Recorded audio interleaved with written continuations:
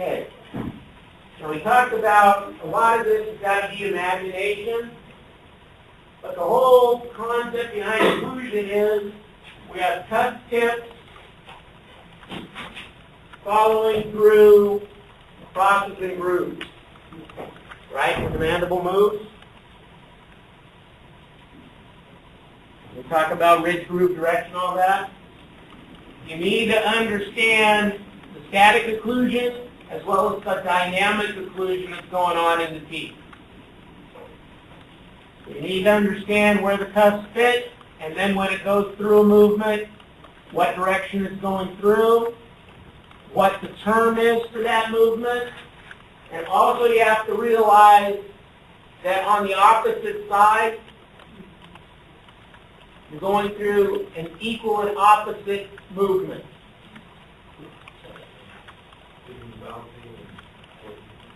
Balancing, working, working, non-working.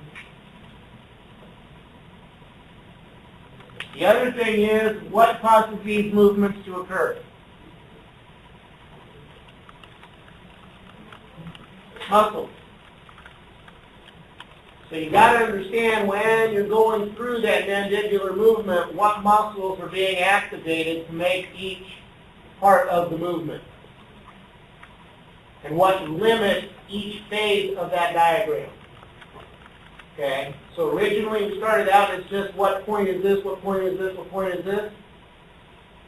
You need to start thinking, okay, what causes this to happen? Okay? Huh? No problem? Okay. I hope. Because that's what determines the morphology on the posterior teeth.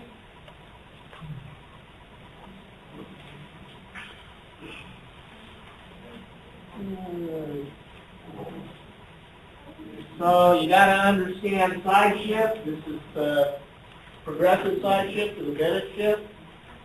Actually, Bennett is a median side shift.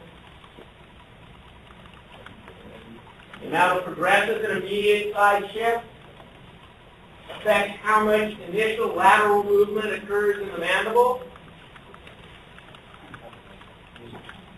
which is going to have an effect of what on the occlusion?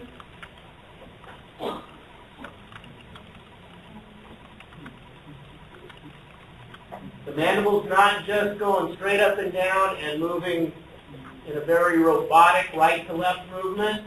There's a lot of lateral movement starting from the beginning. What happens to the teeth? Huh? Okay, but prosthetically, let's do it that way. There could be interferences.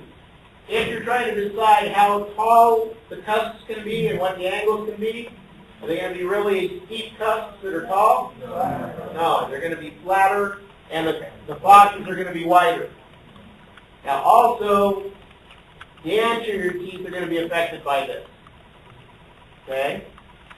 So the neutral zone will hold those teeth, but you may see more wear and a broader curvature of the anterior teeth.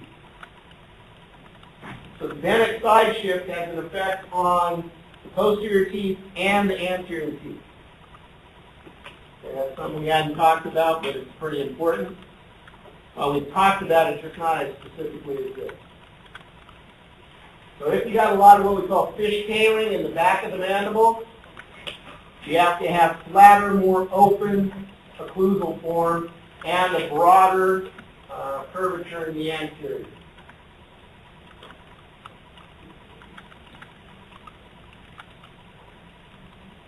So you should know your determinants of occlusion. You should know anterior determinants.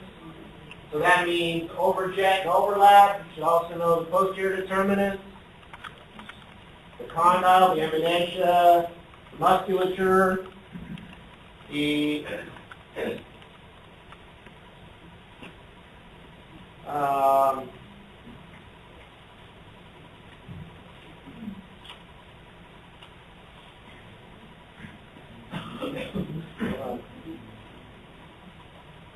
you need to know the joint components. You need to know the articular disc.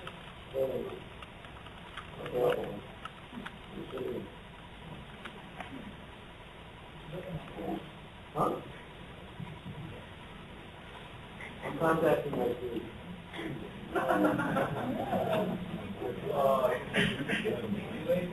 Yeah, maybe you'll get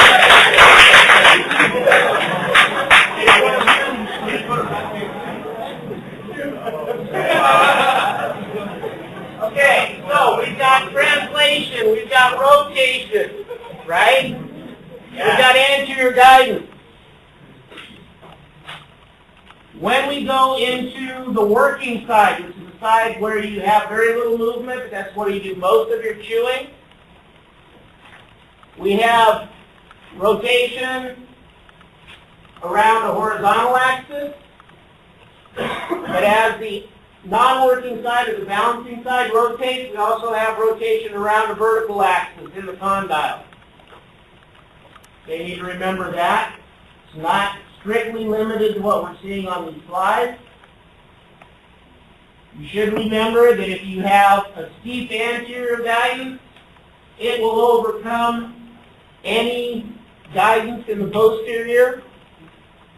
If you have a lot of horizontal overlap before you get into anterior guidance, the posterior determinant is going to drive the occlusion up until the point that the anterior takes over.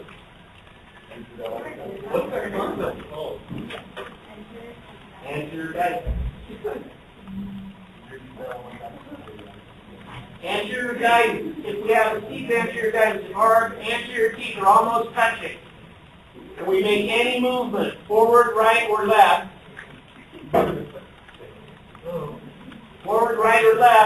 we will get immediate function of the anterior guidance. Okay, so immediate disclusion or disocclusion.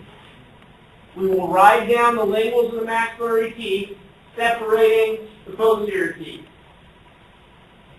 If we have a lot of horizontal overlap, right, the lower jaw has to move a great distance before it contacts the linguals of the anterior teeth and start any separation.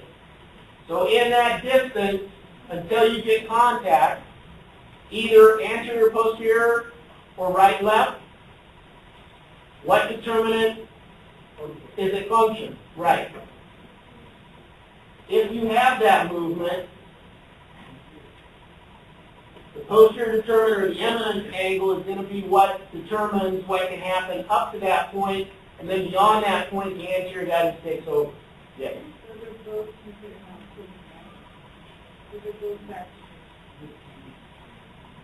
They could be normal occlusions for that patient. There is a thing called adaptive centric or adaptive posture.